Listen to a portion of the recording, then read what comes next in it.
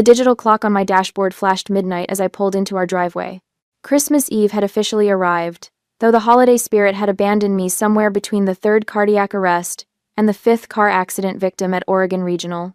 My shoulders ached after a 14-hour shift in the trauma unit, my scrubs bearing the invisible weight of other people's tragedies.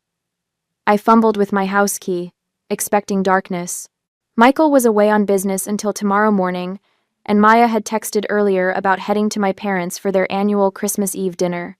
The thought of my 16-year-old daughter spending time with family had been the one bright spot in my exhausting day. When I pushed open the door, soft lamplight spilled across our living room. My breath caught in my throat. Maya lay curled on the sofa, still wearing her winter coat, her face partially hidden beneath a cascade of dark hair. Her chest rose and fell in the shallow rhythm of troubled sleep. On the coffee table sat an untouched plate of food and a container of her homemade sugar cookies, the ones she'd spent all yesterday afternoon perfecting for her grandparents. "Maya?" I whispered, kneeling beside her. Her eyelids fluttered open. For an instant, raw vulnerability flashed across her face before she attempted to cover it with a smile that didn't reach her eyes. "Hey, Mom." Her voice cracked slightly. "You're home early." "What happened, sweetheart?" I brushed the hair from her forehead, noticing the crumpled dress beneath her coat, the one she'd spent weeks choosing. The one she'd tried on for me 4 times, asking if it was nice enough for Grandma's fancy dinner. The dress was wrinkled now, its delicate fabric bearing the evidence of hours spent curled in defeat on our sofa. As she sat up, the living room light caught the faint tracks of dried tears on her cheeks. "Nothing happened," she shrugged, reaching for nonchalance and missing by miles. "I just didn't stay very long." "Maya," I took her hands in mine. They were still cold. "Please tell me." Her eyes dropped to our intertwined fingers. "Grandma said there was no room at the table." My heart stopped. "What?" "There were a lot of people there." Her voice grew smaller. "Neighbors, Dad's cousins, even Grandma's bridge club friends." The image formed in my mind with painful clarity. My daughter, driving herself to her grandparents' home in the car she'd only had for 3 months, proudly bearing gifts and homemade cookies, expecting to be welcomed into the warmth of family tradition. "I drove over around 6, Maya continued, the words tumbling out now. "I parked where Uncle Jack always parks, you know? And I checked my hair in the mirror about 100 times. I nodded, my throat tight. Grandma answered the door with that smile. "You know the one." Maya's fingers twitched in mine. "And she said, 'Oh, we weren't expecting you until your mother arrived.'" The familiar cold feeling spread through my chest, the one that always accompanied interactions with my mother. Helen Morgan, master of the subtle rejection disguised as practicality. "I could see everyone at the table," Maya continued. "They had the leaves in, the way they do for Thanksgiving. 26 people, Mom," I counted. There was Aunt Carla and Uncle Jack, and all their kids. There was Mrs. Peterson from next door, and Mr. and Mrs. Lambert from the bridge club. I closed my eyes, already knowing where this story ended. "Grandma told me there wasn't a chair for me." Maya's voice cracked slightly. "She said they hadn't set a place because they thought I was coming with you later. She said the guest room was full of coats, but I could wait in the kitchen if I wanted." My hands began to tremble. Aunt Carla pretended to be really interested in the potatoes. Maya swallowed hard. "So I left the gifts and cookies and said I'd see them tomorrow." "You drove home in the rain." It wasn't a question. "I'd driven through the same storm." Maya nodded. "It wasn't so bad." But it was. It was bad in ways that my 16-year-old shouldn't have to understand yet. The familiar weight of family obligation pressed down on me, the same weight I'd carried since childhood. I'd spent 8 years paying the mortgage and utilities on the house my parents lived in, the house I'd purchased when Dad lost his job and they faced foreclosure. 8 years of monthly checks accompanied by criticism about how I'd abandoned the family for my fancy nursing degree. My father's voice echoed in my memory. "You think you're better than us with your fancy degree." My sister Carla's constant refrain. "Must be nice to abandon family for education." Every family gathering laced with barbs disguised as jokes. Every holiday heavy with unspoken resentment. For years, I'd been the family peacekeeper, smoothing ruffled feathers, making excuses, writing checks. I'd endured it all, because that's what family did. Because walking away seemed crueler than staying. But as I helped Maya to her feet, as I gently removed the coat she'd been wearing for hours in our warm house, something shifted inside me. "They didn't run out of chairs, Mom." Maya's voice was small but steady. "They just didn't want me there." My hands stopped trembling. I helped my daughter to bed, my voice steady despite the storm raging inside me. I tucked her in as if she were still a child, though her long limbs barely fit under the quilt my grandmother had made. I watched her eyelids grow heavy with the emotional exhaustion of the evening. "Never again, sweetheart," I whispered as she drifted off. "Never again." Later, I heard the front door open and close quietly. Michael's familiar footsteps crossed the living room, followed by the soft thud of his suitcase being set down. "Steph?" he called softly. I met him in the hallway, the untouched plate of food and unopened container of cookies still on the coffee table, telling a story I couldn't yet bring myself to repeat. When I finally explained what had happened, I watched shock transform his features. "They turned her away?" His voice held the disbelief of someone who had grown up in a normal family, someone who couldn't quite grasp the particular cruelty of mine. I nodded, something cold and clear crystallizing inside me. My mother's petty tyranny, my father's weak submission, my sister's jealous complicity. In the quiet of our home, with my daughter sleeping down the hall, I made a decision without speaking it aloud. The decision every parent eventually faces, the moment when compassion for others must bow to the fierce protection of your child. Some people didn't deserve second chances. Some tables weren't worth having a seat at, and some chairs were better left empty. The next morning, the manila folders lay spread across our kitchen table, an archive of 8 years of financial servitude. Michael stood behind me, his hand a steady weight on my shoulder as I traced my finger over the neat rows of numbers in my checkbook register. $1,300, I whispered, flipping through page after page of identical entries, every month for 8 years. "That's over $100,000, Steph." Michael's voice held no judgment, just the quiet calculation of a man who worked with numbers for a living. I'd risen before dawn on Christmas morning, my body clock still calibrated to hospital shifts despite the rare day off. While Maya and Michael slept, I slipped into my home office and unlocked the bottom drawer of my filing cabinet. The records I'd kept out of habit rather than intention now spread before us like evidence at a crime scene. "Look at this." I pushed a property tax statement toward Michael. "The house is solely in my name. I'm not helping them with their mortgage. There is no mortgage. I bought that house outright." Michael nodded, his jaw tightening as he scanned the document. "And these payments?" "Utilities, property tax, home insurance, maintenance." Each word felt like a stone dropping into a deep well. "I've been paying for everything, for years." The kitchen light cast harsh shadows across the growing pile of evidence.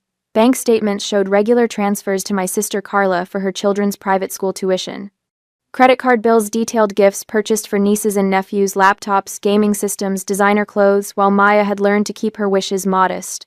"Remember last Christmas?" I pulled out a credit card statement. "I bought Carla's daughter Lily that $1,000 laptop for her coding class. Maya asked for art supplies, just watercolors and decent paper." Michael's finger traced down to a handwritten note I'd made on the statement margin. Helen said Maya's request was finally reasonable. Beneath that, another folder held a stack of birthday cards from the past 5 years. Each one from my parents contained a crisp $20 bill for Maya. Each one for Carla's children contained checks for hundreds. "I should have seen it sooner," I whispered. The morning light strengthened, illuminating a small leather-bound book I'd found tucked between Maya's mattress and box spring while putting away clean sheets last month. I hadn't meant to read it then, respecting her privacy. Now, with her permission given in a sleepy morning conversation, I opened the journal to the pages she'd marked. "Grandma told everyone my art award wasn't real because my school gives them to everyone. It was the regional showcase winner, only one student from each high school. Oh. Cousin Lily's dance recital today. Everyone went. Grandma said there wasn't enough room in the car for me. Found out later they took 2 cars. Christmas at grandparents again. All the cousins got Apple Watches. I got socks. Mom looked sad but didn't say anything. I don't want to make it worse for her." The last entry, dated just 2 months ago. "Haven't told Mom about Thanksgiving dinner. She works so hard. No point making her feel bad when she can't fix Grandma anyway." My hands trembled as I closed the journal. "She's been protecting me." "While you've been protecting them," Michael said, his voice tight. "You've been paying for your own daughter's rejection." The kitchen grew quiet, except for the gentle hum of the refrigerator. Outside, a neighbor's child shouted with Christmas morning delight. Inside our home, the only gift being unwrapped was the harsh truth of years of exploitation. This isn't about one dinner, I said finally, clarity replacing the confusion that had clouded my judgment for years. It's about Maya's worth. Michael pulled out the chair beside me, his movements deliberate as he gathered the scattered papers into neat piles. You've been their safety net for years, he said quietly. They've been Maya's nightmare. The doorbell rang, startling us both. I glanced at the clock, 10:30 a.m. Sarah Williams stood on our porch, a bottle of champagne in one hand and a foil-covered dish in the other. Merry Christmas, she called as I opened the door. I brought brunch. Hope that's okay. Sarah, my attorney friend who'd helped me purchase my parents' house years ago, took one look at my face and set down her offerings on the entry table. What's wrong? An hour later, Sarah sat at our kitchen table, legal pad covered with notes, champagne forgotten. It's straightforward, she said, tapping her pen against the property tax statements. The house is in your name. They're essentially tenants without a formal agreement. We can file a 60-day notice to vacate. Isn't that cruel? The question slipped out before I could stop it, the ingrained guilt rising one last time. Sarah's eyes narrowed. Is it cruel to stop someone from taking advantage of you? Is it cruel to protect your daughter? Another 9. My phone buzzed with a text from Jennifer, a fellow nurse who'd canceled Christmas plans to cover my shift. How's your day going? Better than the ER, I hope. I texted back a brief summary of the morning's discoveries. Her response came immediately. My mother did the same to my son. Call me if you need to talk to someone who's been there. Michael's hand covered mine on the table. I'll support whatever you decide. I need to talk to Maya first, I said. We found her in her room, sketching by the window, morning light catching in her dark hair. The Christmas tree lights reflected in her window, casting colored shadows across her drawing. Mom? She looked up, sensing the weight of our presence. What's wrong? I sat beside her on the bed, choosing my words carefully. We're not going to your grandparents for New Year's. Something flickered in her eyes, relief, uncertainty, then a cautious hope. Really? Really. And there are going to be other changes too. I explained as gently as I could about the house, the financial support, the decision forming in my mind. With each sentence, her shoulders relaxed incrementally, as if a burden was lifting. Sarah's downstairs, I finished. She's helping us draft some letters. Maya nodded slowly. Are you sure? They're your parents. The simple question held layers of concern not for herself, but for me. Even now, she worries about my feelings, my relationships. I'm sure, I said, the decision solidifying with each passing moment. This isn't just about one dinner, it's about you, about us. Later that evening, after Sarah had gone home promising to return with formal documents, after Jennifer had called offering quiet encouragement and understanding, after Michael had ordered Chinese food because none of us felt like cooking, I sat at the kitchen table again. The eviction notice lay before me, its formal language masking the emotional weight behind each word. 60-day notice to vacate premises. Next to it, a letter terminating financial support, effective immediately. My hand didn't shake as I signed both documents. Michael stood in the doorway watching. You okay? No, I admitted. But I will be. The weight of years of enabling toxic behavior pressed down on me as I sealed the envelopes. Tomorrow, these will be delivered. Tomorrow, everything will change.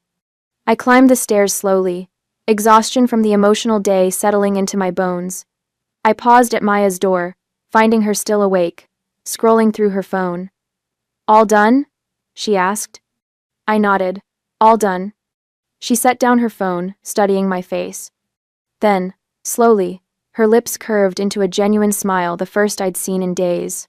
Mom, she said softly, I've never seen you stand up to them. In that moment, in my daughter's quiet approval, I found the strength to face whatever came next. 3 days later, the eviction notice lay in torn halves on my porch, Helen standing over them with color high in her cheeks. Despite the winter chill, sweat beaded along her hairline, her finger jabbing toward me like a weapon. This is how you repay everything we've done for you? She waved the torn paper. After all the sacrifices? I leaned against the doorframe, surprised by the calm spreading through my chest. The old Stephanie would have rushed to smooth things over, would have felt the familiar twist of guilt in her stomach. But Stephanie had watched her daughter come home alone on Christmas Eve. You'll need to leave the premises within 60 days, as legally required. My voice remained steady. Since you've destroyed the notice, I'll have my attorney send a certified copy. Helen's mouth opened, then closed. This script wasn't following her plan.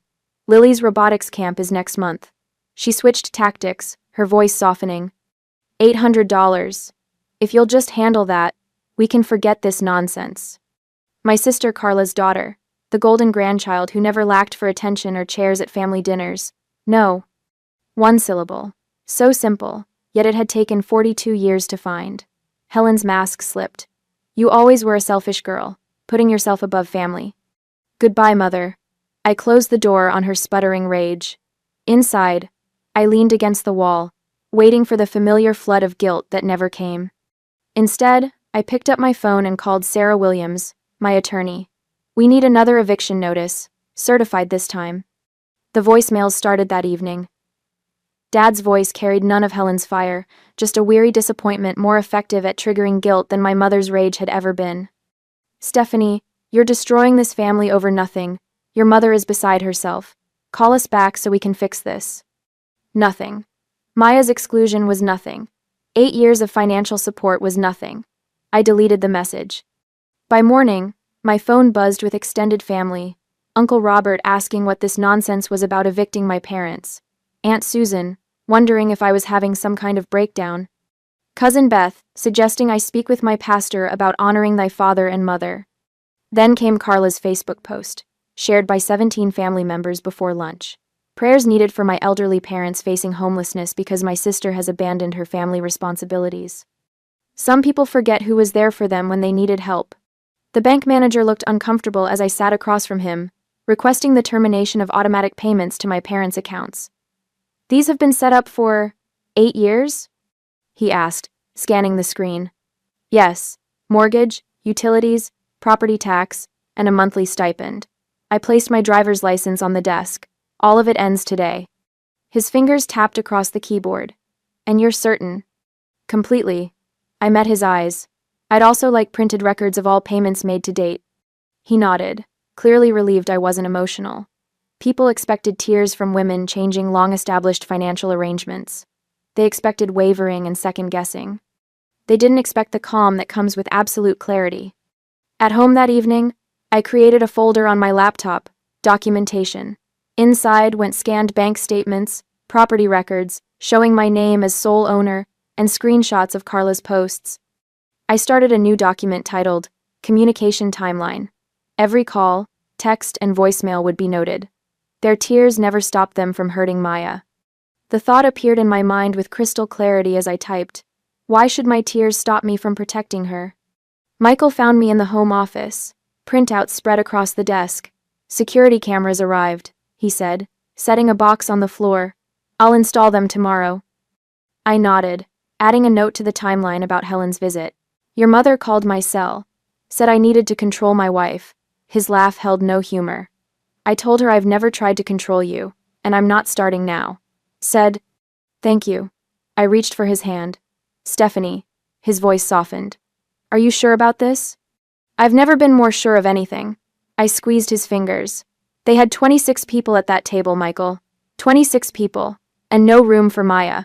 26 people, and no room for Maya. 3 days later, Helen ambushed me outside the hospital. My night shift had ended at 7 a.m., and I was walking to my car when her voice sliced through the crisp morning air. After all we've done for you. She stood blocking my path, Raymond beside her looking uncomfortable in the harsh fluorescent lights of the parking garage. 2 nurses from my unit slowed their pace, watching with concern. I gave them a small nod to indicate I was okay. What you've done to Maya is unforgivable, I said, keeping my voice measured. 1 dinner. Helen threw her hands up. This is about 1 dinner?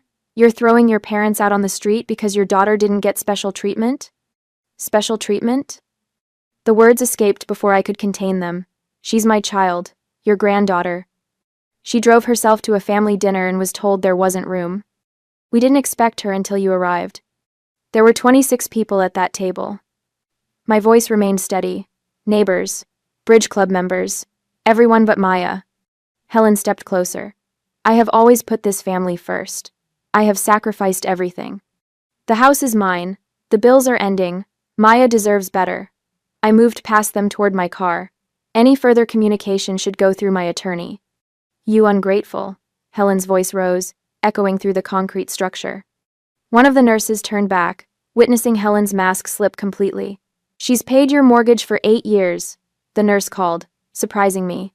Jennifer, who had listened to more family stories during our breaks than anyone should have to endure. This is a private matter. Helen snapped. Not when you're harassing my colleague in our workplace. Jennifer folded her arms. Later that week, Pastor Thomas called. Your mother spoke at the prayer group, he said carefully. She gave quite a performance. I imagine she did. I wanted you to know I've spoken privately with several members who heard her version of events. His voice was kind but firm. I reminded them that family situations are rarely as simple as they appear from one perspective. Thank you. The lump in my throat caught me by surprise. Boundaries aren't unchristian, Stephanie. Neither is protecting your child.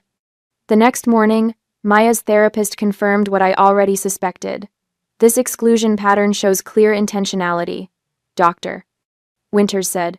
It's not accidental, and it's having a significant psychological impact on Maya's sense of belonging and self-worth. I nodded, adding her assessment to my growing documentation. Day 35 brought the moment that shifted everything. The process server delivered the certified eviction notice, not to my parents' home, but to the family Sunday dinner I knew they'd be attending at Carla's house. A calculated decision that I didn't regret. Within hours, my phone lit up with a call from cousin Martha. They're living in your house? All these years? Her voice was stunned. Helen told everyone you were helping with a few bills, because Raymond had been so generous with your college tuition. And ever proceed? Dad lost his job. They were facing foreclosure. I bought the house and let them stay in it. Good Lord. Martha's voice dropped. And you've been paying everything? Mortgage? Utilities? For 8 years. Silence stretched between us. Martha, they told Maya there wasn't room at the table on Christmas Eve. 26 people, including neighbors and the bridge club, but no room for my daughter. Martha's voice hardened. That sounds like Helen. The dam broke. Within days, the carefully constructed narrative Helen had built began crumbling. Extended family support evaporated as financial truths emerged. Uncle Robert stopped calling. Aunt Susan's concern shifted from my mental health to Helen's manipulation. I continued building my documentation wall. Maya's exclusion timeline spanned 5 pages. Birthday parties where she was the only grandchild not invited. Family vacations where there wasn't enough room in the car. Holiday gatherings where her gifts were noticeably smaller or absent entirely. Sarah, my attorney, reviewed the growing file with professional detachment. Let them make their choices, she advised. We document the consequences. On day 45 of the 60-day notice, I was reviewing property tax records when my phone buzzed with a text from Carla. I hadn't heard from my sister directly since the eviction notice was delivered to her Sunday dinner. We need to talk alone. I stared at the screen, detecting an unusual sincerity in those 5 words. My finger hovered over the reply button. Are you still sure about this, Mom? Maya stood in the doorway, watching me with worried eyes. I looked up at my daughter, stronger now, sleeping through the night again, laughing, returning. The weight of obligation felt lighter each day we moved forward without the burden of their approval. Some bridges can't be unburned, I said quietly. And some shouldn't be. The coffee shop bustled with mid-morning customers, their conversations creating a protective wall of ambient noise. I arrived 20 minutes early, selecting a corner table with clear sightlines to both entrances. Michael would remain in the car, close enough to intervene if necessary, far enough away to give me space to handle this myself. I placed my phone on the table, the recording app already running beneath a seemingly innocent screensaver of Maya's senior photos. The manila folder beside it contained only a fraction of the financial documents I'd compiled, just enough evidence to make my point without revealing my full hand. Attorney Sarah's advice echoed in my mind as I rehearsed potential responses. When Carla tries to make you feel guilty, acknowledge her feelings without accepting responsibility. When she minimizes Maya's exclusion, redirect to documented facts. I straightened my spine as Carla pushed through the door, her designer purse swinging from her arm. The familiar knot formed in my stomach, the Pavlovian response to family confrontation that had controlled me for decades. I won't let guilt replace boundaries again. I whispered to myself as she approached. You look tired, Carla said by way of greeting, sliding into the seat across from me. Her critical assessment wasn't entirely wrong. All these days of standing firm against escalating family pressure had taken its toll. How are you, Carla? I kept my voice neutral, noting how she immediately scanned the folder on the table. This family situation is breaking Mom's heart, she replied, stirring her coffee with unnecessary vigor. We need to stick together, Stephanie. That's what family does. I waited, letting silence do the work. They don't believe you're really going through with the eviction, Carla continued, lowering her voice. Mom keeps saying you'll come to your senses before the deadline. Have they started packing? I asked, already knowing the answer. Carla's gaze dropped to her cup. It's hard for them at their age. They've lived there for 8 years. In a house I've paid for, I reminded her gently. They've had 45 days to make arrangements. Where will they go? Her voice pitched higher. The familiar guilt strategy. Dad's arthritis is worse, and you know Mom can't handle stairs anymore. I took a deliberate sip of water, letting the coolness steady me. Their housing isn't my responsibility anymore. Maya can have a seat next time, Carla blurted, leaning forward. If you'll just stop this madness, we'll make sure she's included. I promise. The rehearsed line I'd prepared evaporated as white-hot anger flashed through me. I reached into the folder and slid a single page across the table. This is a timeline of every time Maya was excluded from family events over the past 3 years. I said quietly. Different occasions, Carla. Birthdays, holidays, weekend barbecues. Thanks for watching. She glanced at the paper without touching it. Did you ever once stand up for her? I asked. The question hung between us. Carla's silence is more damning than any excuse she might have offered. The eviction stands, I said, my voice steadier than I'd expected. The financial support ends. You can't just... Their emergency doesn't constitute my crisis, I interrupted. The phrase borrowed from my session with Pastor Thomas last week. Not anymore. Carla's face flushed. So that's it? 30 years of family ties severed because Maya got her feelings hurt at Christmas? I closed the folder without responding to her bait, leaving my coffee untouched as I stood. Maya is my family. I chose her. I am Maya. The 15-minute drive home passed in silence, Michael's hand occasionally squeezing mine at stoplights. You did the right thing, he said as we pulled into our driveway. The simple validation nearly undid me after years of questioning my every decision, Sarah called. He added. She confirmed they haven't filed any challenges to the eviction. Legally, there's nothing they can do at this point. I nodded, the tension in my shoulders easing slightly. Pastor Thomas left a message too. He's offered to help them find alternative housing. Without you financing it, Michael clarified, his protective instinct evident. Without me financing it, I agreed. Jennifer from work had promised to come by that evening, another unexpected ally who'd emerged when I'd finally allowed myself to be vulnerable about my family situation. You're not alone in this, she'd told me, sharing her own story of establishing boundaries with toxic relatives. Maya's bedroom door stood open as we passed. Her therapist's latest art project spread across her desk. The colorful family tree she'd created showed only branches that nourished her Michael and me at the trunk, friends and supportive relatives flourishing above. The barren limbs representing Helen, Raymond, and Carla had been deliberately left without leaves. The first cracks in the family unity appeared 3 days later, when Helen called to offer partial rent payments if the eviction could be postponed indefinitely. I'm Sierra. Wow. The first cracks in the family unity. I'm not your landlord, I replied calmly. I'm selling the property. And... Raymond reached out separately that same evening, the first acknowledgement of wrongdoing in his stumbling message. We might have been too harsh on the girl, he admitted, as if minimizing the years of exclusion might soften my resolve. Through Michael's cousin, who still spoke with Carla's husband, we learned they were arguing about the possibility of Helen and Raymond moving in with them, a prospect neither welcomed.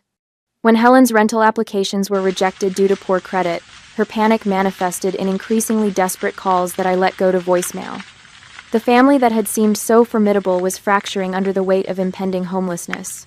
I was reviewing hospital schedules in our home office, when the doorbell rang unexpectedly. Through the security camera Michael had installed, I saw Carla standing alone on our porch, shoulders hunched against the spring rain. I'll handle this, I told Michael, who hovered protectively in the hallway. Carla's mascara had smudged beneath her eyes, her usual perfect appearance showing signs of strain. "We need help with the rental deposit," she said without preamble when I opened the door. "Just a loan, Stephanie. They'll pay you back." The request might have worked 2 months ago, triggering my caretaker instincts and opening my checkbook without question. "You saw them turn Maya away," I said instead, my voice quiet but firm. "You sat at that table and said nothing." Something shifted in Carla's expression, the first recognition of consequences beyond inconvenience. "I didn't think you'd actually go through with it," she whispered. "That was your choice," I replied, feeling no triumph at her distress. "This is mine." "This." She left in silence, her final attempt at manipulation falling flat against the boundary I'd established. From her window upstairs, Maya watched her aunt's departure. I found her there moments later, her expression thoughtful rather than victorious. "Are you okay, Mom?" she asked, reaching for my hand. In that moment, I realized the true measure of our healing, that my daughter now worried about my well-being as much as I worried about hers. The knowledge strengthened my resolve even as it softened my heart. "I'm better than okay," I told her, and for the first time in months, it wasn't a lie. Day 58 arrived with the inevitability of a ticking clock. I stood at my living room window, watching 6 cars pull into our driveway one after another. The family intervention my mother had orchestrated unfolded with military precision, just as I'd expected. "They're all here." I called to Michael, who was helping Maya with her calculus homework at the kitchen table. Michael looked up, his expression calm but resolute. "Right on schedule." I smoothed my hands over my cardigan, steadying the slight tremble in my fingers. 2 days before the eviction deadline, Helen had pulled out her final weapon, the extended family. The doorbell rang. I opened it, to find my mother, surrounded by a semicircle of relatives: Aunt Louise, Uncle Thomas, cousins Brenda and Patrick, and my father's brother Frank with his wife Dorothy. Helen's eyes were already glistening with rehearsed tears. "We need to talk as a family," she announced, pushing past me without waiting for an invitation. They filed in, faces wearing identical masks of concern. Michael and Maya joined me in the living room as our uninvited guests arranged themselves on our furniture like a jury. "Stephanie," my father began, his voice carrying the practiced cadence of a prepared speech. "The Bible tells us to honor thy father and mother. Have you forgotten that commandment?" I met his gaze steadily. 8 years of mortgage payments had purchased me the right to this moment. "We're not here to judge," Aunt Louise added, though her tone suggested otherwise. "But your parents are in their 70s. Do you want them dying on the streets because you've had some misunderstanding?" Helen dabbed at her eyes with a tissue. "I never meant to hurt anyone," she whispered. "There must have been some confusion about Christmas Eve." Maya shifted uncomfortably beside me on the sofa. I felt her tense when Helen looked directly at her. "Think about Maya's reputation in the family," Helen said softly, her voice laced with subtle threat. "She'll be known as the reason her grandparents lost their home. Is that what you want for her?" I placed my hand over Maya's. Her fingers were cold. The pressure had been building steadily since the eviction notice. Pastor Thomas had called 3 times, urging Christian reconciliation. Church members phoned with thinly veiled concerns. Yesterday, my supervisor had mentioned my family situation was causing workplace tension after Helen had called the hospital in tears. An anonymous letter had appeared in our mailbox, suggesting an elder abuse investigation was possible. The extended family hinted at financial exploitation since my name was on the deed, but I was forcing elderly relatives into homelessness. Even Michael hadn't been spared. Frank had cornered him at the hardware store, asking pointed questions about controlling his wife's decisions. "Maybe we should let them stay until they find someplace," Maya whispered when the family broke into smaller conversations. "Just until they have something lined up." My heart twisted. After everything, Maya's capacity for compassion remained intact. It was both her greatest strength and what Helen had exploited for years. One more month, I found myself thinking, just to make the transition smoother. Michael caught my eye from across the room. His slight head shake reminded me of our late-night conversation when I'd nearly broken 2 weeks earlier. "This pattern doesn't end with extensions," he'd said then. "It's not 1 more month. It's the rest of our lives." Later that evening, after our unwanted guests had departed with promises to pray for our hearts to soften, I sat with Maya on her bed. "Is it cruel to make them leave?" she asked, twisting her comforter between her fingers. I chose my words carefully. There's a difference between boundaries and cruelty. Boundaries protect us from harm. Cruelty aims to cause pain. But they'll have nowhere to go. They've had 60 days to find somewhere. They have savings, social security, and your Aunt Carla's home has 3 empty bedrooms. I took Maya's hands in mine. They're counting on you giving in. That's why they brought up your reputation. They know your kindness is their best weapon against us. Understanding dawned in Maya's eyes. Like Christmas Eve, when Grandma said there was no room, there were empty chairs at the end of the table. Exactly like that. The final day arrived with strange calm. Michael, Maya, and I sat in the living room as the security cameras showed Helen and Raymond pulling into the driveway in their Buick, followed by a small rental truck. No sign of Carla. She'd stopped speaking to our parents after they'd tried moving into her home last week. I'd prepared for every contingency. Sarah, my attorney, stood discreetly in the kitchen, reviewing final paperwork. A process server waited in his car down the street, in case Helen refused to sign the property release. The property manager I'd hired was conducting a walkthrough, documenting the condition of the house for legal purposes. The doorbell rang at exactly noon. Helen's face hardened when she saw the clipboard in my hands. "After everything we've done for you," she hissed.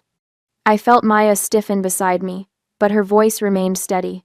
"Would you like some water before you start loading the truck? It's warm today." Helen ignored her. "This is your last chance to be reasonable, Stephanie." I handed her the property release forms. "I'm not doing this to you," I said evenly. "I'm doing this for Maya." Something shifted in my father's expression, a flicker of recognition I'd never seen before. "We should have treated the girl better," he said quietly, not to me, but to Helen. "We shouldn't have kept her waiting in the kitchen that night." It was the closest thing to a genuine apology I'd ever heard from him. Helen snatched the papers from my hands, signing with angry strokes before thrusting the clipboard back at me. "You'll regret this when we're gone," she said, voice trembling with rage rather than tears for once. I took the keys she held out. "I already regret the years I let you hurt my daughter." The loading process took less than 2 hours. Helen and Raymond had accumulated surprisingly few possessions in the 8 years they'd lived in my house. Most of the furniture belonged to the property, purchased by me when they'd moved in with nothing to sit on. Michael helped carry the heavier items, despite Helen's cold silence. Maya wrapped fragile photographs in the newspaper without being asked. I stood in the doorway, watching the family power dynamics shatter with each box loaded into the truck. Their new address was listed on the rental agreement, a cramped 1-bedroom apartment in a building with peeling paint across town. When I drove by yesterday, an eviction notice had been posted on the door of Unit 3C. They'd already found new landlords to manipulate. The extended family who'd arrived in force for the intervention were notably absent today. Reality had finally penetrated the fog of Helen's manipulations. 8 years of financial support ending, 60 days of warning ignored. The consequences now are impossible to avoid. There were no dramatic scenes, no shouting matches. Just the quiet finality of closing doors and signed documents. I stood in the doorway with Maya and Michael as the rental truck pulled away, followed by my parents' Buick. Helen didn't look back. Raymond lifted his hand in a brief, uncertain wave. When they disappeared around the corner, I closed the door with a soft click, the symbolic sound of one chapter ending. The next morning, Maya found me in the kitchen, concern etched across her features. "There's a for sale sign in the yard," she said. "Are we moving because of them?" I pulled her into a hug. "We're moving forward, not away." My phone buzzed with a notification, a blocked number leaving a voicemail. Helen, most likely, with one final attempt to regain control. I held my finger over the delete button, considering. "Some messages don't deserve to be heard," I said, pressing delete before the red badge could tempt me into listening. The message vanished, along with the last of my guilt. The morning sun streams through our bay windows, casting golden rectangles across the dining table where college brochures fan out like a paper garden. Maya's fingertips trace the embossed logo of her top choice, while Michael refills our coffee cups. 2 years have transformed our lives completely. "Oregon State has that environmental science program I told you about," Maya says, tucking a strand of hair behind her ear. The dark shadows that once lived beneath her eyes have vanished, replaced by a quiet confidence that makes my heart swell. I study the photographs lining our hallway. Maya at her science fair victory, her hiking trip with friends, her smiling face receiving her acceptance letter. Each image captures the steady rebuilding of her spirit, brick by brick, smile by smile. Whatever you choose, we're behind you, Michael says, his hand finding mine under the table. Our new home breathes with lightness. Friends drop by unannounced, colleagues stay for impromptu dinners, and the relatives who stood by us occupy the guest rooms during holidays. There's a peace here that feels both earned and natural, like we've finally found our proper altitude after years of struggling to breathe. The doorbell chimes. That'll be Jennifer and Dave, I say, rising to answer it. And I bet they brought those cranberry muffins, Maya calls after me, already heading to the kitchen to put on more coffee.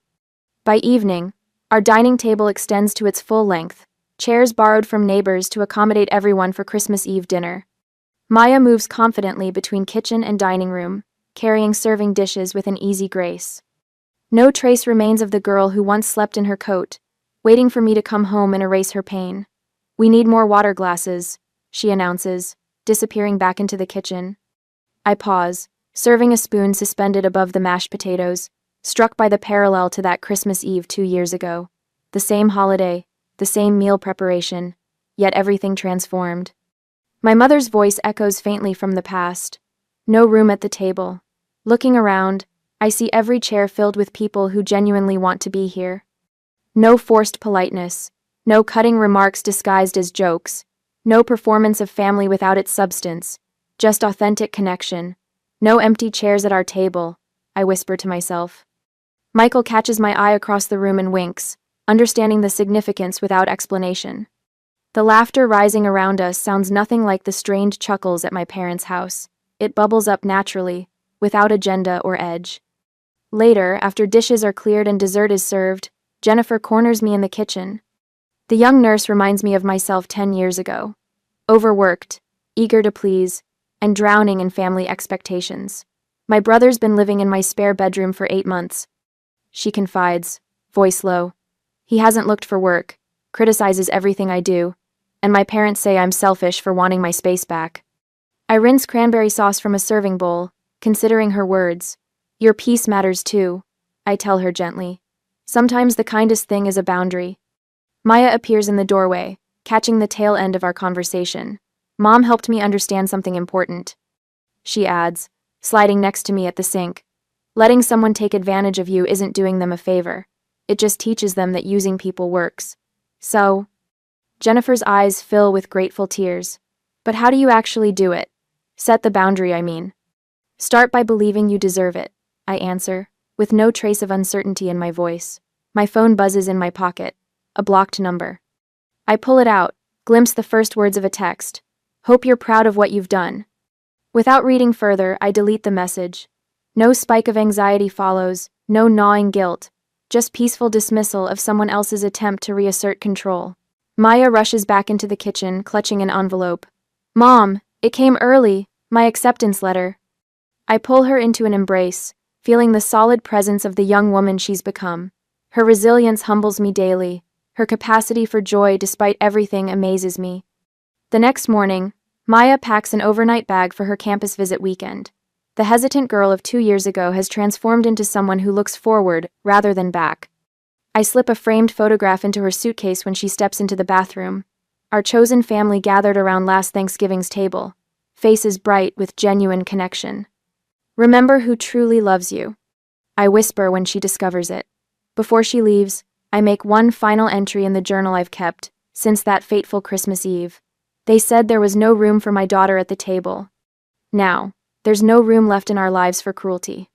We stand together in the doorway, mother and daughter silhouetted against the winter sunshine, stepping forward together into light.